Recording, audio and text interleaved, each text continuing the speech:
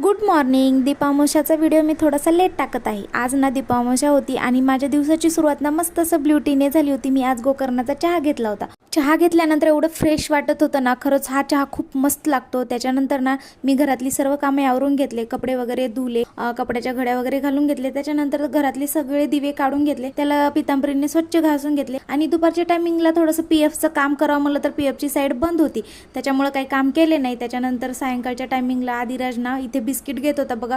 Kitchen ओट्यावर चढून तो biscuit काढत होता. नंतर त्याला थोडे बिस्किट दिले खायला आणि त्याच्यानंतर घरामध्ये छान अशी दीपावशीची पूजा केली. छान असे दिवे लावले, पिठाचे पण दिवे केले होते, पिठाचे दिवे केले आणि आदिराजचं औक्षण करून घेतले. आदिराजचं औक्षण करते वेळेस ना तो किती खुश होता बघा. सारखं मला म्हणत होता, आई मला ओवाळणार आहेस तू, माझी पूजा करणार आहेस. घरी कोणती पण पूजा असो, एवढं भारी वातावरण असताना घरामध्ये खूप प्रसन्न वाटतं. मस्त अशी पूजा केलो आणि नंतर जेवण केलो. चला, असा गेला माझा आजचा दिवस. व्हिडिओ आवडला असेल तर सबस्क्राईब करायला विसरू नका. बाय.